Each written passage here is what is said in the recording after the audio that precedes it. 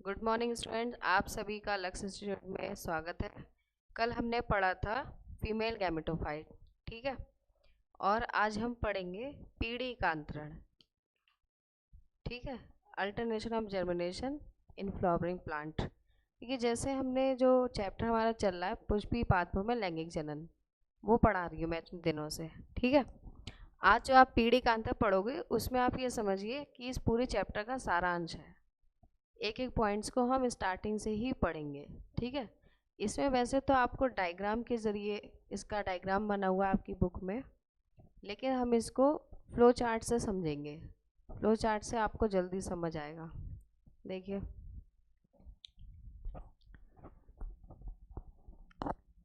क्या लिखेंगे? Alternation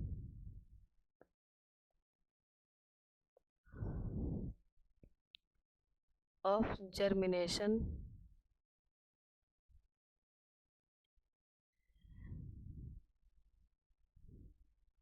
in flowering plant.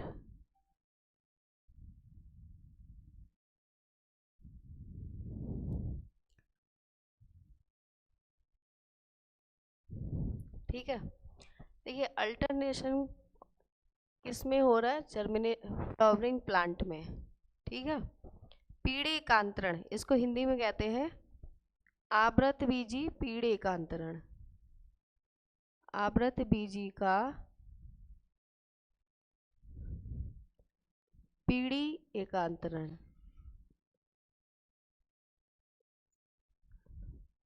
या इसको हम कह सकते हैं संतति पीढ़ी। इसका एक नाम ये भी है, संतति पीढ़ी। संतति पीढ़ी क्यों कह रहे हैं पता है आपको? इसलिए कह रहे हैं क्योंकि इसी विधि के द्वारा, यानी इस प्रक्रिया के द्वारा एक नए प्लांट का क्या होता है? हाँ, निर्माण होता है, यानी जर्मिनेट होता है, ठीक है। और होता कैसे? अल्टरनेट तरीके से होता है। तो सबसे पहले तो ये प्रक्रिया हमें पढ़ लेना, किस में पढ़ना है? आवृत बीजी के पौधों में। हमारा चैप्टर ही क्या है कि आवृत बीजी के पौधों का अध्ययन किया हमने इसमें, यानी फूल वाले पौधों को पढ़ा था, ठीक है।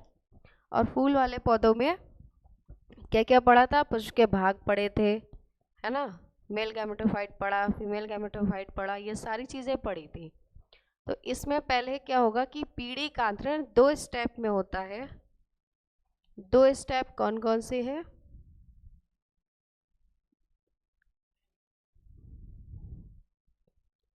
नंबर 1 जिसे कहेंगे हम युग्मकोद्भिद, लिख लो इस पे।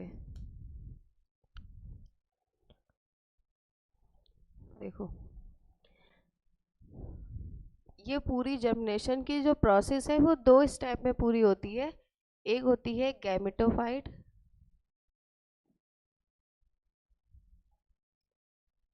हिंदी में कहते हैं युग्मकोद्भिद, युग्मकोद्भिद, ठीक है। और सेकंड स्टेप है इसका स्पोरोफाइट।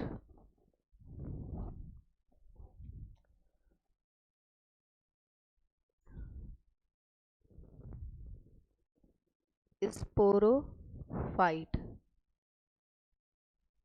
हिंदी में कहते हैं इसको बीजाणुद्भिद।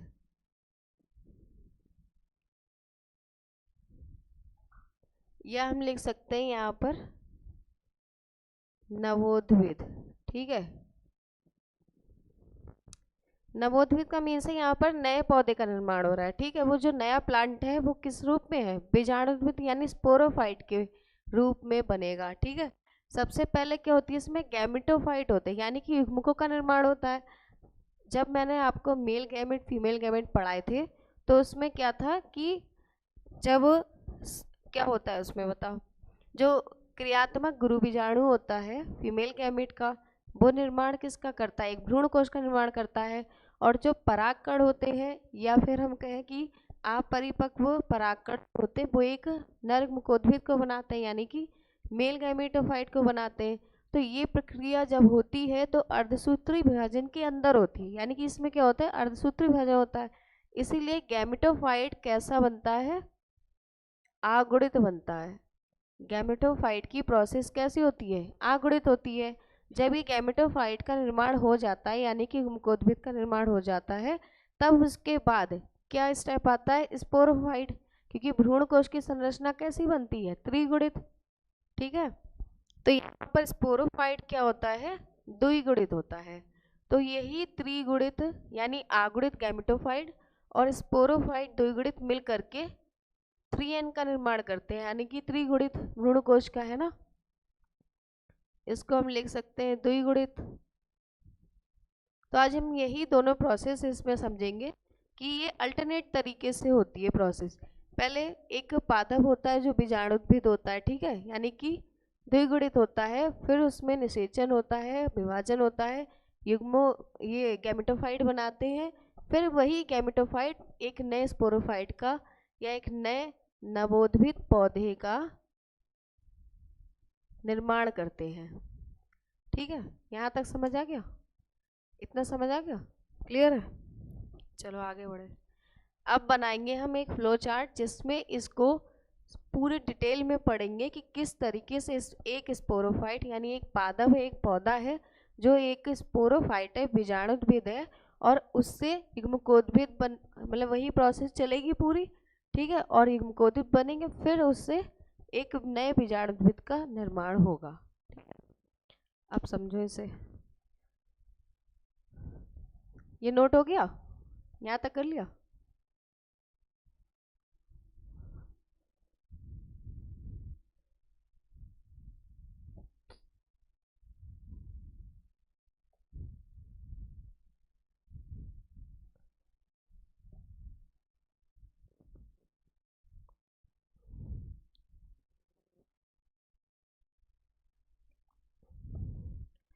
एक एक पॉइंट करके लेंगे तब ये समझ आएगा। ठीक है, तो सबसे पहले हम क्या लेंगे बताओ? एक आवृतबीजी पौधा पढ़ रहे हैं ना, उसी में तो पीढ़ी का अंतर पढ़ रहे हैं। बहुत से पौधों जो आवृतबीजी के प्लांट्स होते हैं, ठीक है, जो एंजियोस्पर्म प्लांट है, उनमें सिमिलर ही पीढ़ी का अंतरण होता है मोस्टली पौधों में। ठीक है, जितने भी फूल वाले पौधे होते हैं अधिकतर उनमें एक जैसा ही पीढ़ी का अंतरण होता है, दो स्टेप में, एक मुखोद्भिद के रूप में और एक बीजाणुद्भिद के रूप में। तो अब कैसे होगा? तो सबसे पहले हम क्या लेंगे? एक पौधा।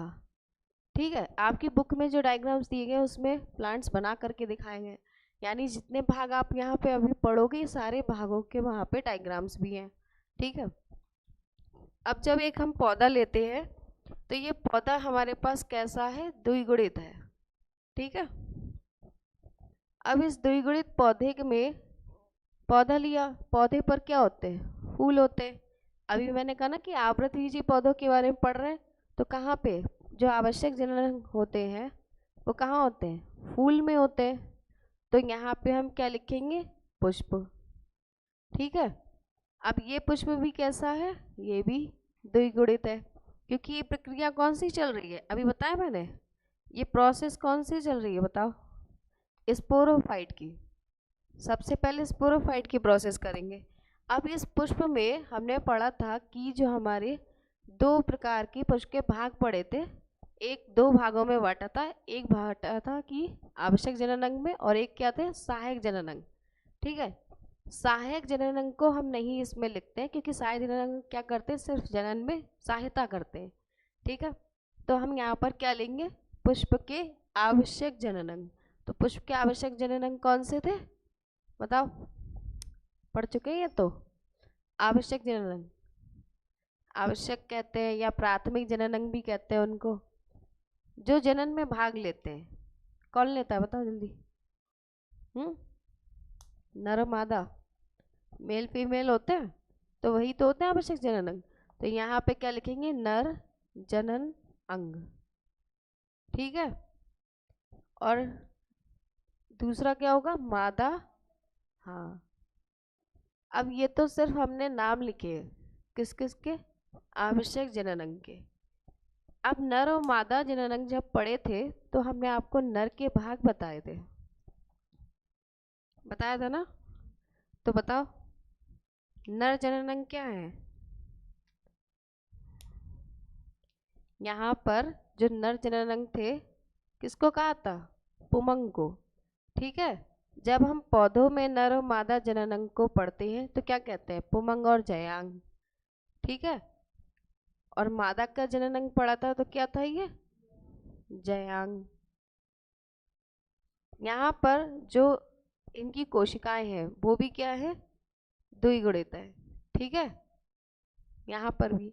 अब पुमंग की इकाई को पढ़ा था, पुमंग की इकाई क्या होती है बताओ? पुमंग की इकाई क्या होगी? सब भूल गए तुम लोग हैं, याद नहीं रखा कुछ भी, सब खा गए। पुमंग की इकाई होती है पुंकेसर, इसी को तो पुमंग की इकाई बोला था। और जयांग की इकाई क्या होती है? अंडप। ये भी, हाँ ये भी द्विगुणित है। अब क्या होगा यहाँ पर देखो, जब पुमंग को हमने पढ़ा था, ठीक है, पुमंग के भागों को पढ़ा था, पुंकेसर क्या है? पुमंग की इकाई है। तो इस पुंकेसर में किसका निर्माण हुआ था बताओ? पुंकेसर जो थे, पुमंग का जो ये वाला पार्ट है, ये देखो इधर बताती हूँ, देखो ये डायग्राम पढ़ा था हमने पुमंग का, और इस डायग्राम में ये वाला हिस्सा क्या है? परागकोश। इसे क्या कहते हैं? परागकोश। तो जब नर युग्मक का निर्माण होगा, ठीक है, तो वो कहाँ होगा? युग्मक, नर युग्मक कोशिका कहाँ बनती है? अंदर परागकोश के परागकणों में। यही परागकणों का अंकुरण हुआ था, ठीक है, अंकुरित होकर के निर्माण किया था इन्होंने नरमुकोद्भिद का, यानी इनमें एक पराग नलिका भी बनी थी। पढ़ाया था? पढ़ा हुआ याद नहीं रखते, पढ़ने के लिए नहीं पढ़ते हैं ना, भूलने के लिए पढ़ते हैं। देखो, अब इसी पराग कोश में मैंने बताया कि पराग कण होते हैं ये अंदर इसमें, तो ये पराग कण जो है परिवर्तित हो जाते हैं, इनको हम लघु बीजाणु मात्र कोशिका भी कहते हैं। ठीक है, लघु बीजाणु, लघु बीजाणु चल करके मेल गैमेटोफाइट को बनाते हैं। ठीक है, और ये क्या मानी जाती है? परागकण की प्रथम कोशिका। ये किसकी है? परागकण की प्रथम कोशिका। तो हम परागकोश या लिखेंगे लघु बीजाणु मात्र कोशिका, माइक्रोस्पोरोजिनेसिस मदर सेल। ठीक है, माइक्रो, इसमें क्या लिखेंगे? लघु है, यानी कि नर में माइक्रोस्पोर बनते हैं। ठीक है, और यहीं पर अब मादा की बात करते हैं। ये कहाँ बनते हैं? पुंकेसर या लघु बीजाणु मात्र कोशिका में। ठीक है, अब यहाँ पे अंडाशय आ जाएगा। ये अंडक का निर्माण कहाँ होता है? अंडाशय में। और अंडाशय के अंदर क्या बनती है? गुरु बीजाणु मात्र कोशिका, गुरु बीजाणु, हाँ मात्र कोशिका। ये दोनों क्या है? प्रथम कोशिकाएं हैं। ये नर की प्रथम कोशिका है और ये किसकी है? ये किसकी है? ये मादा की प्रथम कोशिका। ठीक है, चाहे आप ब्रैकेट में लिख लीजिए प्रथम कोशिका। देखो फ्लो चार्ट से समझोगे तो ये एक बार में समझ आ जाएगा, वैसे इतना टफ है नहीं जो ना आए। जो हमने चैप्टर पढ़ा है, ठीक है, चैप्टर में अलग अलग टॉपिक्स पढ़े हैं सारे, वही तो है पूरा प्लांट। ठीक है, एक बार समझ लो यहाँ पर फिर से। इसमें हमने क्या किया कि एक प्लांट लिया है जो कि द्विगुणित है, जिसकी कोशिकाएं कैसी हैं? द्विगुणित है। ठीक है, तभी यहाँ पर क्या हुआ था? समसूत्री विभाजन।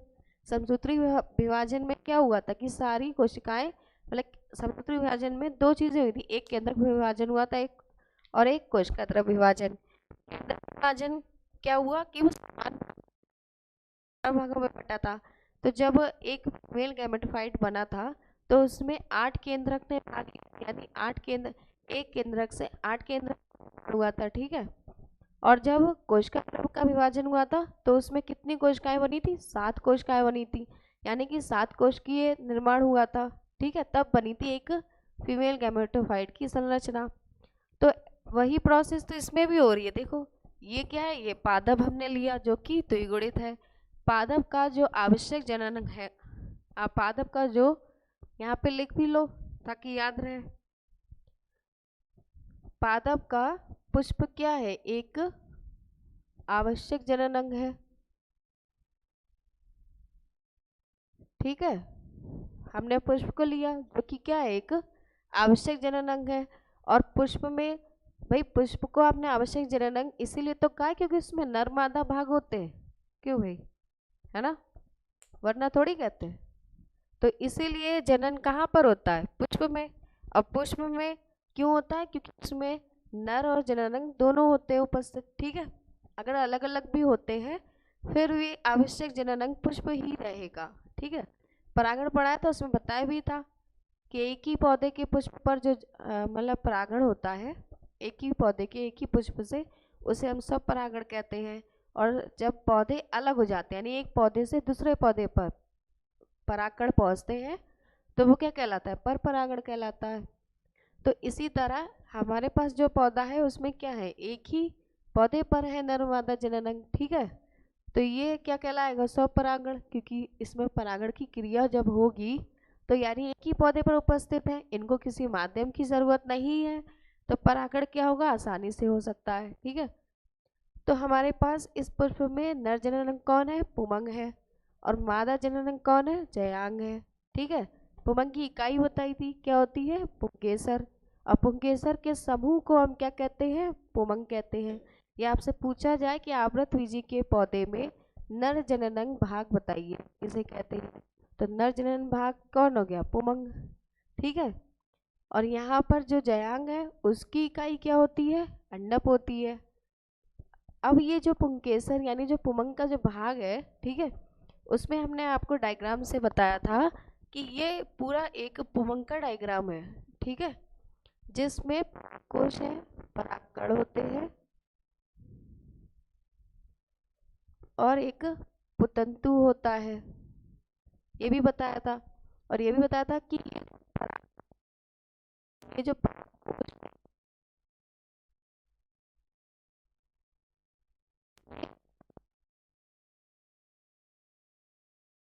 योजी ऊतक होता है इसमें, जो इसको इन दोनों को काम करता है, यानी कि एक एक यहाँ पे ब्रिज का काम करता है। ठीक है, इतना समझ आ गया, यहाँ तक आ रहा है समझ में अच्छे से। ठीक है, अब देखो ये पुंकेसर मैंने बता दिया। अब इस पराग कोश में ही, ये जो आपको पराग कोश की संरचना है, इसमें ही परागकण का निर्माण होता है। और ये परागकण आगे चल करके क्या बनाते हैं, लघु बीजाणु मात्र कोशिका। ठीक है, यानी पहले इसमें बनती है लघु बीजाणु मात्र कोशिका, फिर इससे बनता है मेल गैमेटोफाइट, नर मुकोद्भिद। जिस तरह से ये मेल गैमेटोफाइट का निर्माण कर रहे हैं, उसी तरह से ये किसका कर रही है, फीमेल गैमेटोफाइट का।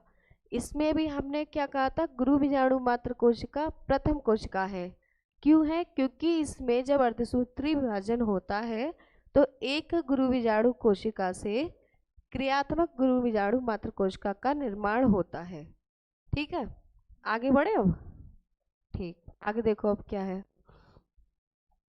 अब यहाँ पे हमारे पास लघु बीजाणु मात्र कोशिका बन के तैयार हो गई। ठीक, और गुरु बीजाणु मात्र कोशिका बनकर तैयार हो गई। अब हम क्या करेंगे, अब हम अर्धसूत्री विभाजन करेंगे दोनों का। अब यहाँ पे क्या होगा, अर्धसूत्री विभाजन।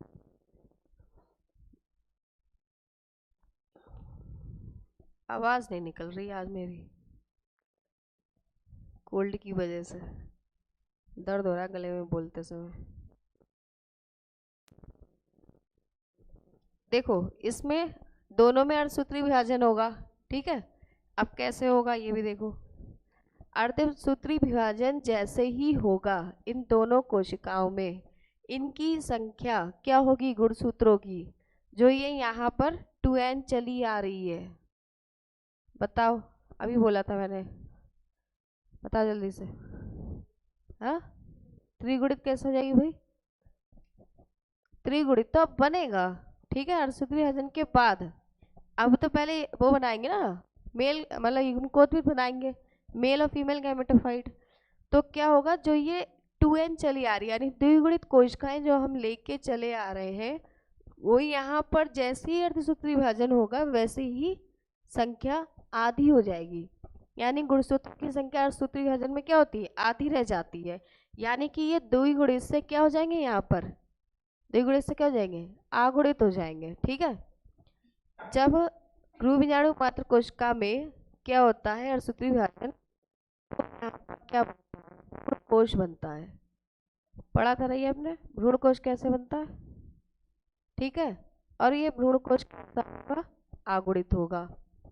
और जब परागकोश यानी लघु बीजाणु मात्र कोश का विभाजन होता है, तब ये यहाँ पे क्या बनाते हैं, नरयुग्मक बनाते हैं। और ये नरयुग्मक कैसे हो जाते हैं, आगुणित होते हैं। अब क्या होगा, जब यहाँ पर भ्रूण कोश भी लिख सकते हैं, ठीक है, और अंडकोश का भी लिख सकते हैं। अब यहाँ पे क्या है, अंडकोशिका, अंडकोश का भी लिख सकते हैं। वैसे ये कैसी अंडकोश का हमारे पास आगुणित है। यानी कि देखो हमारे पास जो नरयुग्मक है वो भी आगुणित है, ठीक है, और जो अंडकोशिका है वो क्या है, वो कैसी है, वो भी आगुणित है। अब ये जब दोनों आगुणित, क्या करेंगे अब यहाँ पे निषेचन। अब यहाँ पे क्या होगा, निषेचन होगा, फर्टिलाइजेशन। जब ये निषेचन होता है तो किसका निर्माण करते हैं ये, बताओ, ये दोनों मिलके किसका निर्माण करते हैं, अंडकोश का, नरयुग्मक, दोनों मिलकर के क्या बनाते हैं, जल्दी बताओ, बताओ भाई। एक युग्मनज बनता है, एक जाइगोट बनता है। लिखो ऐसे, ब्लैक से लिखो, चलो। क्या बनता है, एक युग्मनज बनता है, ठीक है। जो पौधा हमारा यहाँ पे द्विगुणित चला आ रहा था, ठीक है, वो यहाँ पर जाके जैसे ही उसमें अर्धसूत्री विभाजन हुआ, कैसा हो गया, वो आगुणित हो गया। अब ऐसा तो है नहीं कि आगुणित हो गया तो आगुणित ही रहेगा, ऐसा है क्या, है ना। क्यों नहीं है, क्योंकि इसमें कोशिकाएं भी तो बनती है, नरयुग्मक और मादा युग्मक।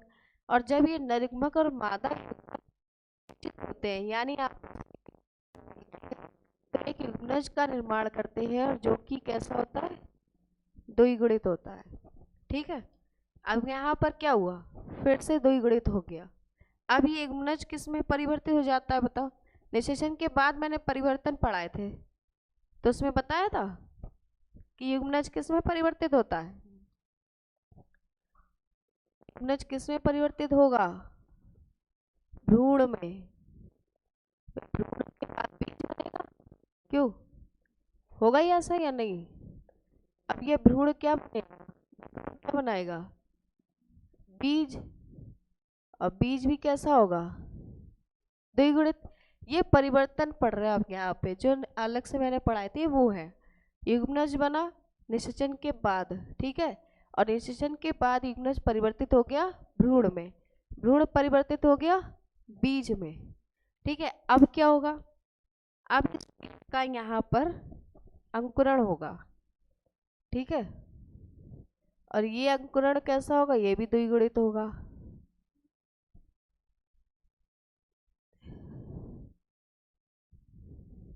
टू एन लिख लो इसे। अब ये अंकुरण हुआ, और इस अंकुरण के बाद फिर से एक नया पौधा बन गया, जो कि कैसा है, हमारे पास द्विगुणित है, ठीक है। अब इसी क्रिया को, इसी पूरी प्रोसेस को आप, एक को कहते हैं बीजाणुभिद और एक को कहते हैं युग्मकोद्भिद।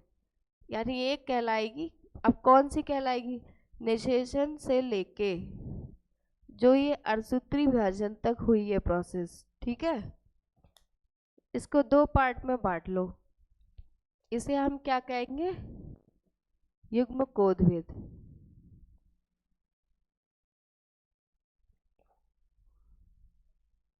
क्योंकि इसने क्या करा है,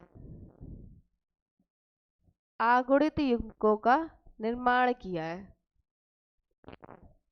जो आगुणित युग्मक है इस बने हैं किससे? युग्मकोद्भिद की प्रोसेस से। यानी युग्मकों का निर्माण क्या कहलाता है? युग्मकोद्भिद। तो यहाँ पे नर और मादा के आगुणित युग्मक बन गए थे, ठीक है, इसलिए ये प्रोसेस क्या कहलाएगी? युग्मकोद्भिद। अब जो ये प्रोसेस निषेचन के बाद होना शुरू हुई है, यानी पादप से जो स्टार्ट हुई है, जहाँ पे हमारे पास द्विगुणित कोशिकाएं थी, तो ये क्या कहलाती हैं? स्पोरोफाइट।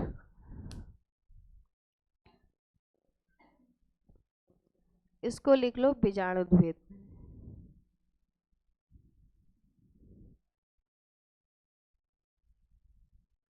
ये गैमेटोफाइट है और ये स्पोरोफाइट है,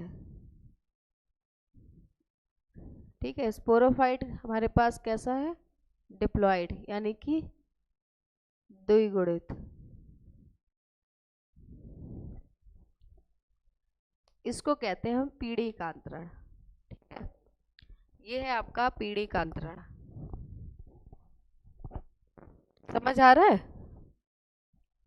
अच्छे से समझ आ गया? नहीं आया? क्यों? इसमें देखो अल्टरनेशन इसीलिए कहा गया है कि अल्टरनेशन क्यों है भाई? अल्टरनेट तरीके से हो रहा है ना। जब बीजाणुद्भिद बनता है, यानी एक नया जब पौधा बीजाणुद्भिद होता है, उसमें ये सारे जो यहाँ पे स्टेप है, ये स्टेप फॉलो करते करते यहाँ पर आते हैं, युग्मकोद्भिद का निर्माण करते हैं। फिर यही युग्मकोद्भिद फिर से एक नए पौधे का निर्माण करते हैं, ठीक है। तो ये क्या अल्टरनेशन चल रहा है ना इनमें, पीढ़िकांतरण में, कि एक के बाद एक स्टेप यहाँ पर आ रहा है। इस तरीके से ये सारे स्टेप्स को फॉलो करते हुए, यानी ये जो चरण दिए गए, इनको यहाँ पर परिवर्तित होते हुए कहाँ तक पहुँचते हैं? युग्मक के निर्माण तक पहुँचते हैं। और जब युग्मक का निर्माण हो जाता है तो निषेचन होता है। उसके बाद जब यहाँ पर जाइगोट बनता है, जाइगोट चेंज हो जाता है भ्रूण में, जाता है बीज में, क्या होता है? अंकुरण होता है। और उसके बाद एक नया पादप, यानी नया लिख लो यहाँ पे, एक नया बीजाणुद्भिद का निर्माण हो जाता है, ठीक है। ये आपका पीढ़िकांतरण, नोट कर लो इसे।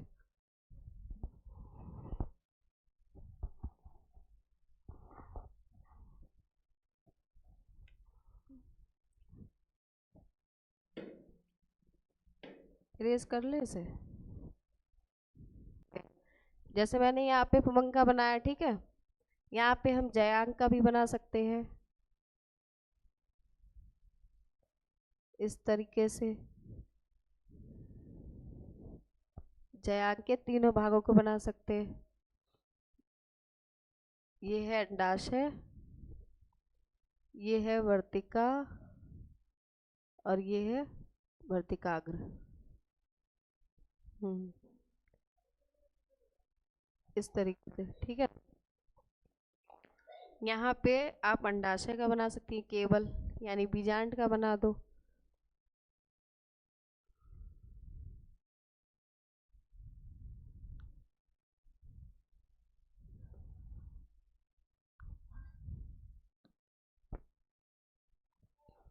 इस तरीके से यहाँ पे सिर्फ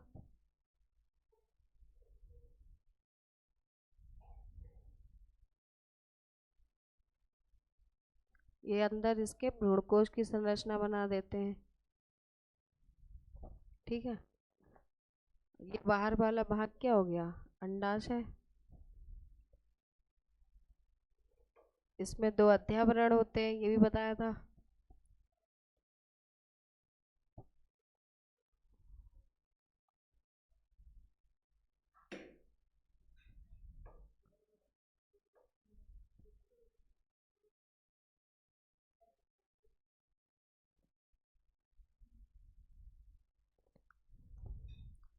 और यहाँ पे प्रथम कोश का ये 2 डायग्राम बना लो इसमें, ठीक है। यहाँ पे हम गैमेटोफाइट बना सकते हैं। ये परागकोश यानी परागकण है, तो यहाँ पे आप परागकण का डायग्राम बना दो इस तरीके से।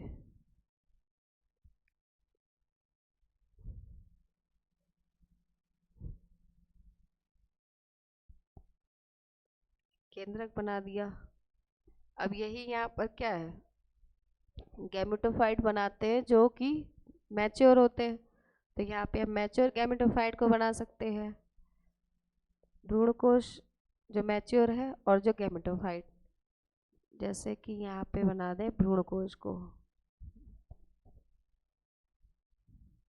इसमें प्रतिमुखी कोशिकाएं होती हैं और अंडकोशिका होती है, साइक्लोन कोशिकाएं होती हैं। कितनी कोशिकाओं से मिलकर बनता है? 7 कोशिकीय, 8 केंद्रकीय की संरचना से मिलकर बनता है ये, ठीक है। नर का भी बना सकते हैं इसी में। यहाँ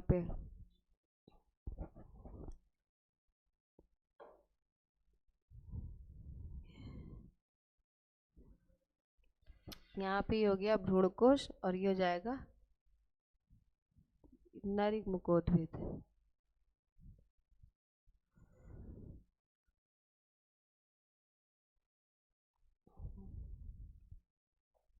जिसमें अंकुरण होगा, तो अंकुरण होने के बाद क्या होगा? पराग नलिका का निर्माण होगा, ठीक है।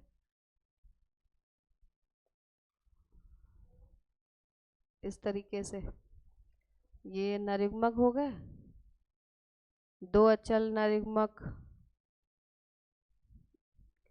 ये डायग्राम के थ्रू भी हम इसको समझा सकते हैं पीढ़िकांतरण को, और आप इस फ्लो चार्ट से भी पीढ़िकांतरण को बता सकते हो, ठीक है। हो गया सर? रोक दीजिए, इरेज कर ले। ये आपका जो आज टॉपिक है अल्टरनेशन, ठीक है, किसमें है? फ्लावरिंग प्लांट में पीढ़िकांतरण। ये आपका पूरा हो गया। इसमें चैप्टर्स में कुछ टॉपिक्स हैं जो आते हैं आपके शॉर्ट नोट्स में, ठीक है, शॉर्ट क्वेश्चन में आते हैं बहुत छोटे छोटे। जैसे कि हम बात करते हैं परागकण की भित्ति की। परागकण की हमने 2 आवरण पढ़े थे, एक क्या पढ़ा था? बाह्य चोल और अंतःचोल, ठीक है। लेकिन परागकण की भित्ति में टैपिटम सुना होगा नाम, ये सुना है या नहीं? क्यों नाम सुना ही है? परागकण की भित्ति में टैपिटम, परागकण के अंदर, ठीक है। अभी दिखाऊंगी एक परिपक्व कहाँ बनती है वो ही बताऊंगी। टैपिटम की संरचना ये कैसे होती है संरचना? ये जो आपका पुमंग वाला पार्ट है यानी नर भाग है जो, ठीक है, जिसमें परागकोश है, तो इस परागकोश को अगर हम इस तरीके से, जैसे कि ये आपका परागकोश का चित्र है, डायग्राम है, और इसमें जब हम इसको बराबर भाग से, यानी ये योजी ऊतक है जो कि जुड़ा होता है, और ये योजी ऊतक क्या करता है? 2 पालियों में बटा होता है, एक पाली ये है और एक पाली ये है। तो ये 2 क्या है? किन भागों में बटा है? 2 पाली युक्त। इसको हम कहेंगे 2 पाली युक्त होते हैं, ठीक है। और जब ये 2 पाली युक्त इस तरीके से इनकी सेक्शन कटिंग करते हैं परागकोश की, जब आप सेक्शन कटिंग करके यानी इसकी अनुप्रस्थ काट को देखोगे तो क्या होगी? इसकी संरचना कुछ इस तरह दिखेगी। तभी इसके अंदर क्या बनते हैं? यहाँ पे कहा जाए कि बनते लघु बीजाणु का निर्माण करते हैं। क्या बनते हैं? 4 लघु बीजाणु धानी बनाते हैं, ठीक है। अभी बताते कैसे, देखो।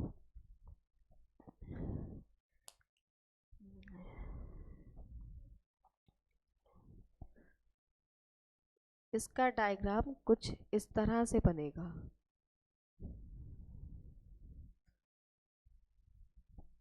इसके बाहरी सतह पर 3 भित्तियों का ही निर्माण करते हैं, ठीक है। और इसके अंदर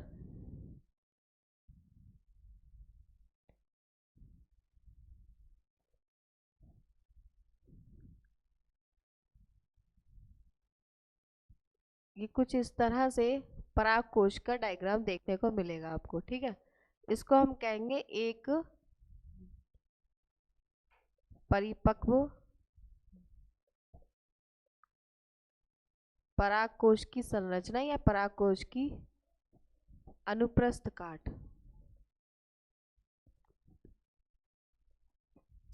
तो ये परागकण के अंदर, ठीक है, तो ये भित्ति बनती का, ये परागकण की भित्ति के अंदर बनती है, संरचना बनती है। इसमें क्या बनते हैं? ये जो मैंने बताया, जब सेक्शन कटिंग करते हैं तो यहाँ पे 2 पाली 4 पाली में डिवाइड हो जाती है, और इसके अंदर सबसे अंदर टैपेटम भित्ति का निर्माण होता है। ठीक है, इस तरह से 4 पालियां हो गई। तो ये क्या बन गई, 4 पाली बन के क्या बनाती, लघु बीजाणुदानी। इसीलिए हम परागकण को और क्या कहते हैं, लघु बीजाणु, लघु बीजाणु भी कहते हैं। और यहाँ पर इनको जोड़ने का काम, ठीक है, इन पालियों को जोड़ने का काम कौन करता है, बीच में योजी ऊतक। तो सबसे बाहरी, यानी जो आपको सबसे बाहरी भित्ति दिख रही है, सबसे बाहरी, ये कहलाती है एपिडर्मिस, यानी ये बाह्य परत है। इसको हम कहते हैं बाह्य भित्ति। ठीक है, और इसके अंदर वाली जो होती है ये कहलाती है एंडोथीसियम।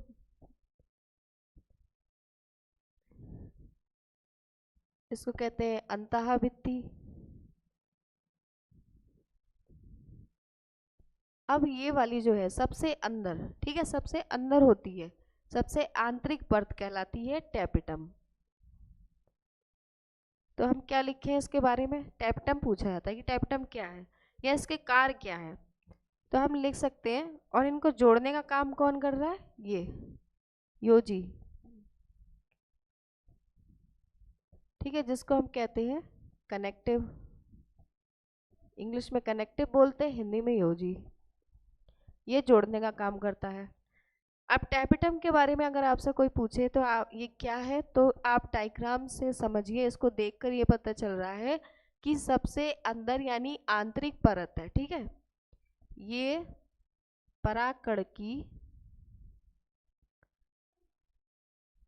सबसे अंदर होती है या आंतरिक परत है। ठीक है, समझ आ गई बात। टैपेटम कहाँ होती है, टैपेटम सबसे अंदर होती है परागकणों के, और सबसे आंतरिक परत है उसकी। इसका काम क्या है, इसका काम ये है कि जब परागकणों का विकास होता है, ठीक है, परागकणों के निर्माण में सहायक होती है। तो ये भी लिख सकते हैं हम, परागकणों के या परागकणों का विकास करती है, विकास में सहायता करती है, ऐसे लिखो।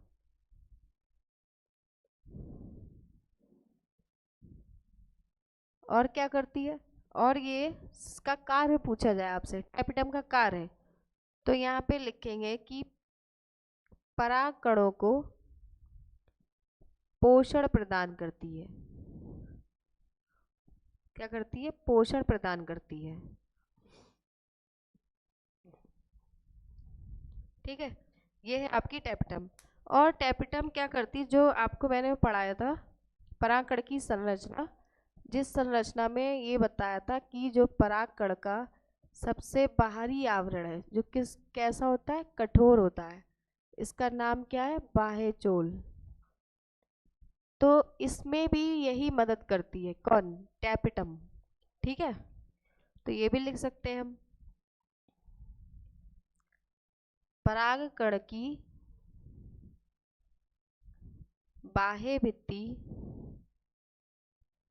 या लिखो परागकण की बाह्यचोल भित्ति का निर्माण करती है, ये लिख लो सीधे।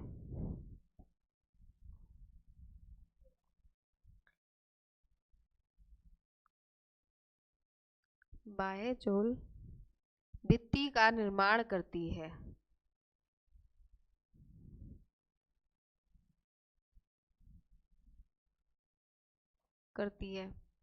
और क्या करती है, एक स्टेप इसका और है। तो ये बाह्यचोल मैंने बताया था कि किसका बना हुआ होता है, एक इसमें पदार्थ होता है, ठीक है, उसका नाम बताया था स्पोरोपोलेनिन। ये बहुत ही कठोर आवरण होता है। इस आवरण को या इस आवरण का निर्माण करने में भी टैपेटम ही मदद करती है। तो लिख सकते हैं आप, परागकण का स्पोरोपोलिनिन पदार्थ, ये एक पदार्थ होता है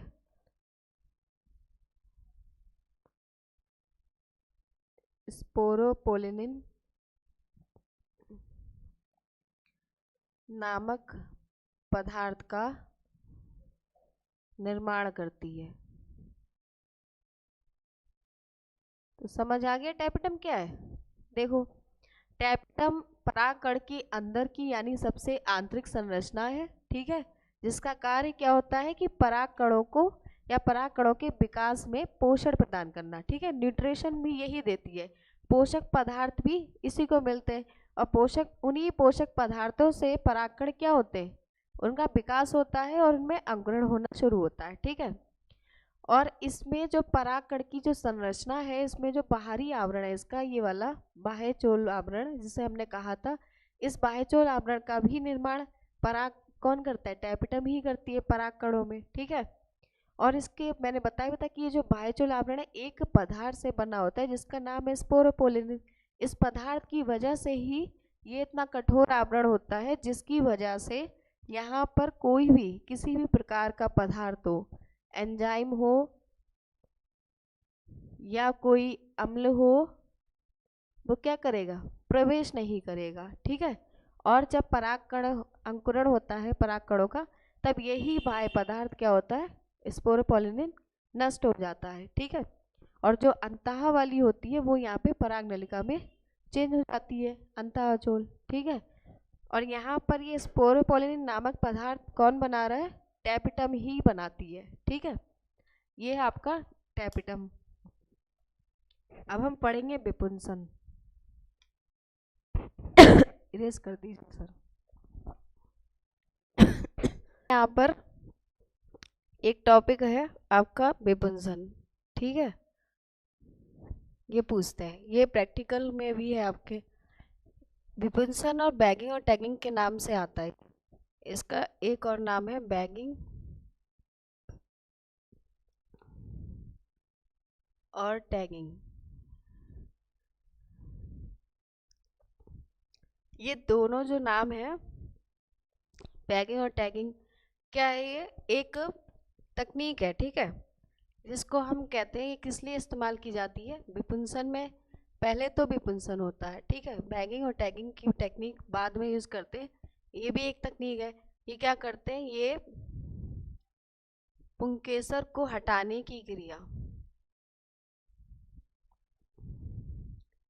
हटाने की क्रिया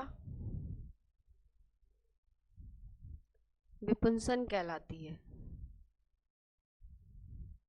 एक नंबर में पूछते हैं कि विपुंसन क्या है, या प्रैक्टिकल में भी पूछ लेते हैं, ठीक है। इसमें क्या होता है कि जब एक ही पुष्प पर पौधे होते हैं, ठीक है, एक ही पौधे पर जो पुष्प होते हैं लगे हुए, यानी स्वपरागण, यानी कि एक तो होता है प्राकृतिक रूप से परागण, ठीक है, और एक होता है कि जो मानव द्वारा परागण कराया जाता है। तो इस प्रकार के परागण को हम, या इस प्रकार की तकनीक, ये लिख सकते हैं कि इस प्रकार की तकनीक कृत्रिम परागण कहलाती है।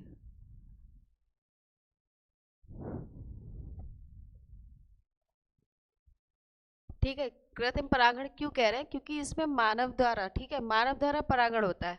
कैसे होता है कि जब एक ही पौधे पर जो पुष्प होता है लगा हुआ, ठीक है, उस पुष्प के हम पुंकेसर को हटा देते हैं, यानी कि उसमें से जो अपरिपक्व पुंकेसर होते हैं उनको हटा करके बाकी जो पुंकेसर जो कि मतलब परिपक्व हो जाते हैं, ठीक है, उनको, उनसे क्या होता है, वही पुंकेसर परागकण में बनते हैं, यानी जो परिपक्व परागकण होते हैं उनका क्या करते हैं, वर्तिकाग्र पर स्थानांतरण करा देते हैं।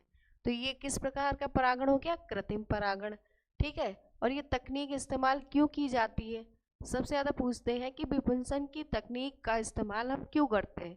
इसलिए करते हैं, उन्नत किस्म की नस्लें प्राप्त हो, ठीक है,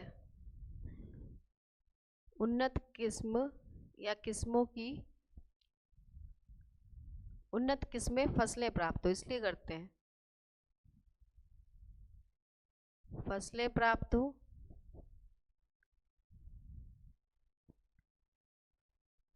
अच्छी गुणवत्ता वाले बीजों का निर्माण हो, वाले बीजों का निर्माण, इसलिए इस तकनीक का इस्तेमाल करते हैं। और इसलिए भी करते हैं कि जो अगली पीढ़ी है, ठीक है, यानी जब ये कृत्रिम परागण करा लेंगे उसके बाद जो इनकी अगली पीढ़ी होगी, अगली पीढ़ी में विशिष्ट गुणों का निर्माण हो।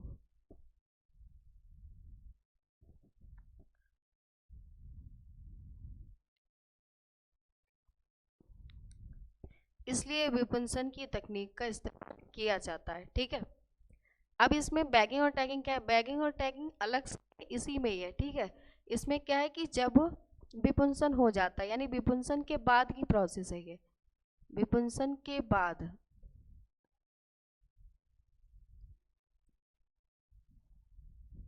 विपुंसन के बाद क्या करते हैं कि पौधे के एक ही पुष्प, पौधे पर लगे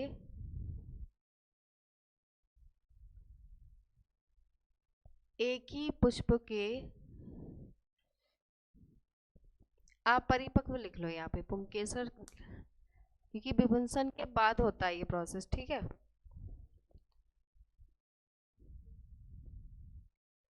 अपरिपक्व पुंकेसर को हटाने के बाद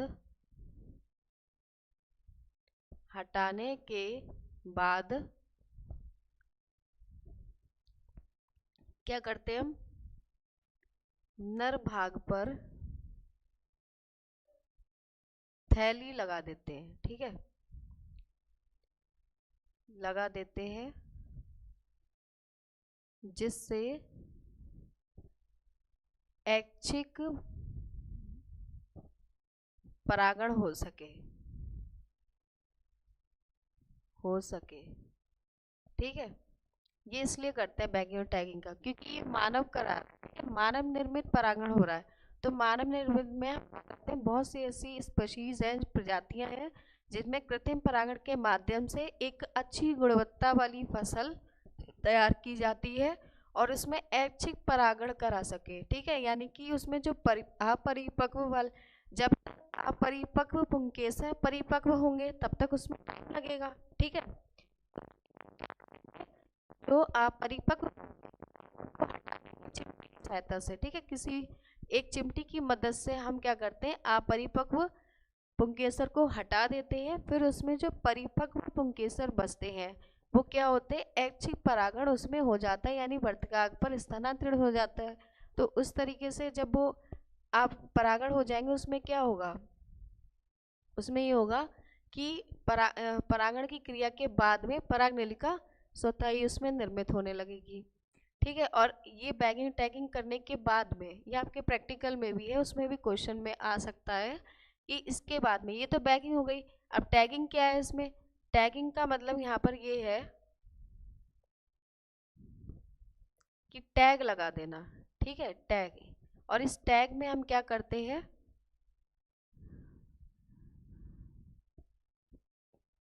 टैग को लगाना।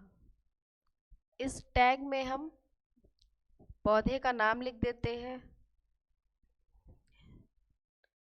ठीक है, पौधे की प्रजाति लिख देते हैं,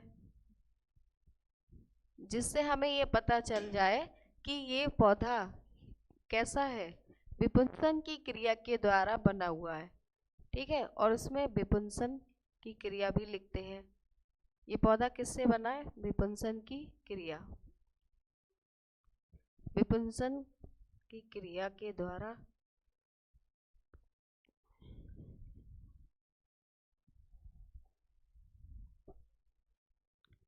बैगिंग और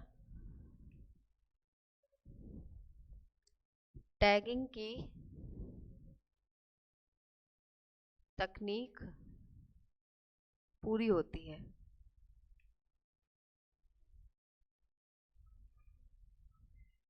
समझ आ गया विपुंसन और बैगिंग और टैगिंग क्या है, ठीक है। इसको हम थैलीकरण इसलिए कह रहे हैं क्योंकि हम जो पुंकेसर वाला पार्ट है यानी नर भाग है, उसमें से जो ऐसे पुंकेसर हैं जो पौधे को क्या कर रहे हैं, हानि पहुंचा रहे हैं, ठीक है, तो उनको हम नष्ट कर देते हैं और बाकी के जो बचे हुए परिपक्व पुंकेसर होते हैं उसको हम थैली से कवर कर देते हैं या थैली से ढक देते हैं, जिससे उसमें ऐच्छिक परागण हो जाता है, और एक टैग लगा देते हैं जिसमें हम पौधे की पूरी जानकारी लिख देते हैं कि पौधे का नाम क्या है, पौधे की प्रजाति क्या है, और ये विभुंसन क्या है। ये भी एक तकनीक है, और कैसी तकनीक है? कृत्रिम तकनीक है। ठीक है, समझ आ गया? आज की क्लास आप लोगों को समझ में आ गई होगी। आज मैं क्लास यहीं एंड कर रही हूँ, और फर्स्ट चैप्टर आपका आज कंप्लीट हो गया है। कल नए चैप्टर के साथ स्टार्ट करेंगे।